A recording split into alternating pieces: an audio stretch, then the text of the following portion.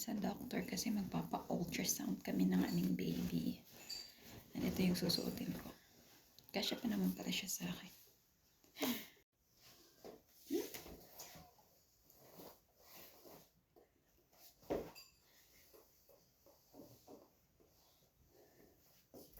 Magkilay lang tayo.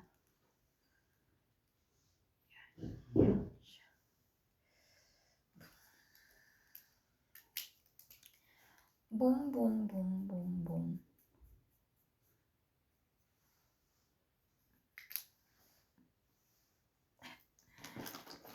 Okay.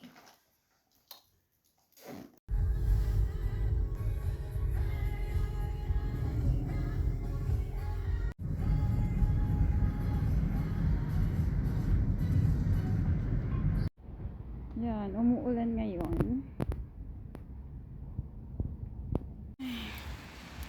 Mag-wait ako sa asawa ko dito.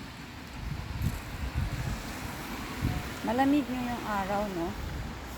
So mag-aantay na lang ako dito sa labas. Muna.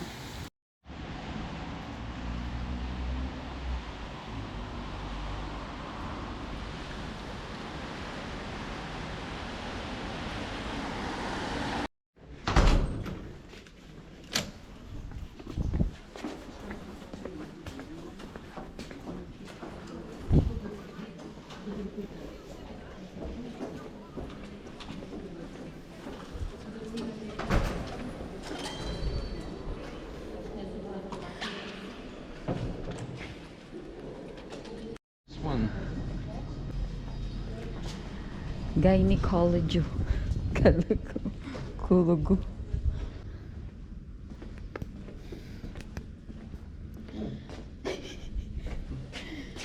Priekinės tiesiog jos tokia padėtis yra. Ir taip atrodo, žiūrint, kad va, tu matai ir užpakaliniai liktai ir priekiniai, bet tai čia va normalu viskas Čia yra. nėra tos pridėtinės, viskas normalu? Ne, viskas yra gerai. No, Ne, viskas gerai. No. Loreta, gal aš nežinau, kažkaip parašykime placentą kairėje sienoje, kad čia nėra pridėtinė, va, labai gražiai viskas. It's all good. Placenta kairėje sienoje. It just looks like that because it's somehow close to wall. Gerai, vaikutis jaučiasi puikiai. Taip, arterijų umbilikalis P į 077 ir į 056. Asawa siya. Already know 2 times. Hello, hoping pa siya. Hoping pa ako, love. Ikaw? You don't want kasi you're like...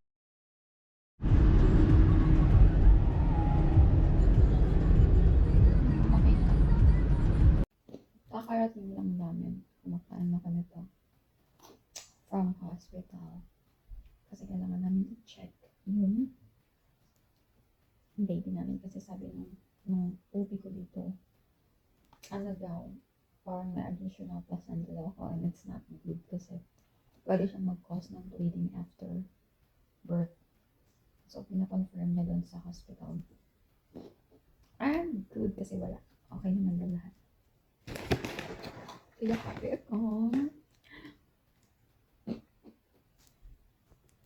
Ano? Kakagutom lagi.